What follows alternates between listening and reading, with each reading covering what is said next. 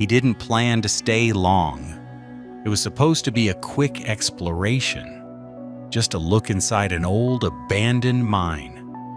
Something he had been curious about for years. The entrance was open, quiet, forgotten.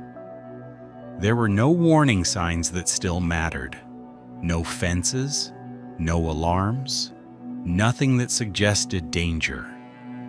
He stood at the entrance for a moment, adjusting his helmet and headlamp. The air coming from inside felt colder, heavier. Mines have a different kind of silence.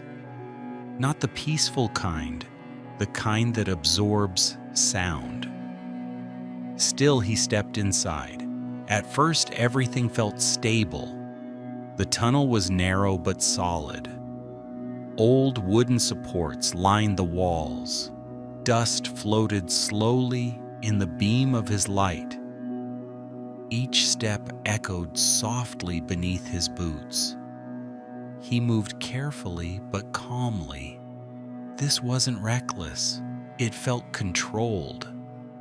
As he walked deeper, the light from the entrance faded. The tunnel bent slightly, and daylight disappeared completely. From that point on, his headlamp became the only source of light. Only what it touched existed. After several minutes, he reached an old vertical shaft. A ladder descended into darkness. Rust covered the metal. The rungs looked worn, but intact. He tested one with his boot. It held. He hesitated. Turning back was still an option. But curiosity has a way of quieting caution. He began his descent. Each step down felt heavier than the last. The walls closed in as he went deeper. The air grew damp. The smell of rust and earth intensified. His light struggled to reach the bottom. Halfway down, he noticed how quiet it was. No wind, no distant sound, just his breathing, and the faint creak of metal beneath his weight. Then it happened. A sharp sound, metal giving way. One of the rungs shifted beneath his foot, not completely, just enough. His body lurched. Instinct kicked in. He grabbed upward, but the ladder moved again. A section above him sagged. Rust flaked off, and suddenly, climbing back up was no longer possible. He froze, heart pounding. He tested the rung again. It didn't hold. Carefully, he climbed down the remaining distance.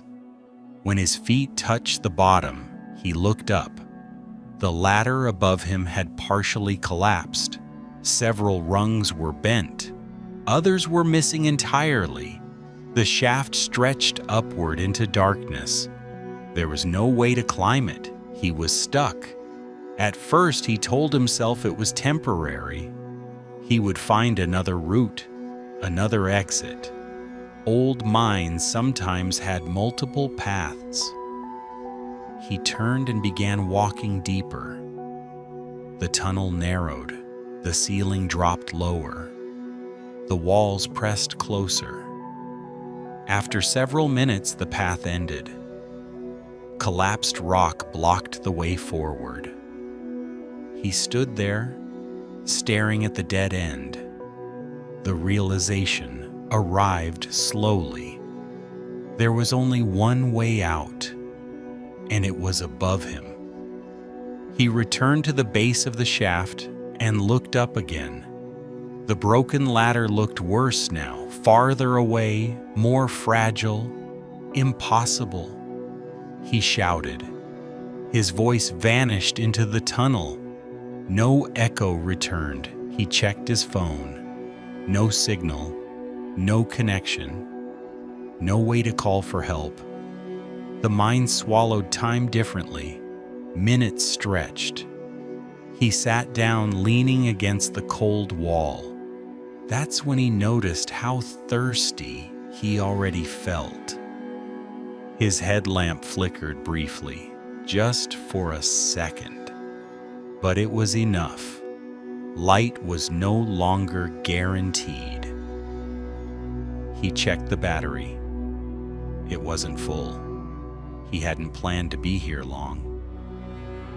The thought settled heavily in his chest. If the light went out, he would be in complete darkness, deep underground, alone.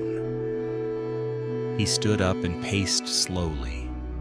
Movement helped him think, helped him stay calm. But the space was small, and pacing only reminded him how trapped he was. He tried climbing the ladder again, slowly, carefully. One rung held, the next bent. The metal groaned. He stopped. Another attempt would risk making it worse. So he waited. Hours passed.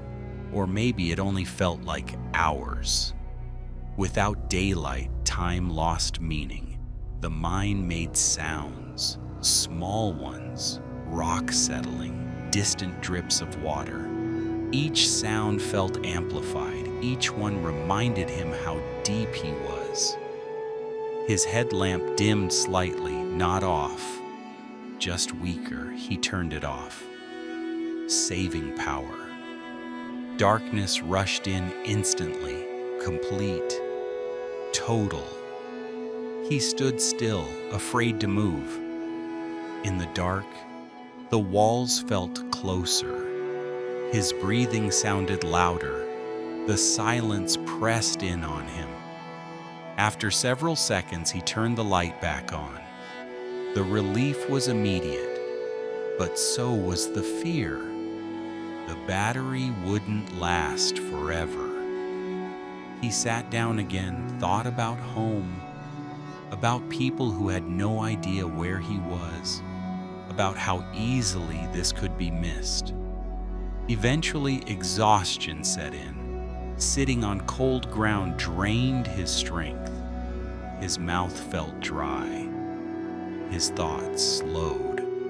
Then he heard something different, a faint sound, metal, voices. At first, he thought he imagined it, but then it came again, distant, muffled, human.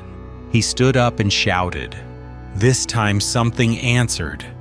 Rescue teams had been alerted when he didn't return. They had traced his path, found the mine, and begun the descent. Lights appeared above him. Not bright, but real.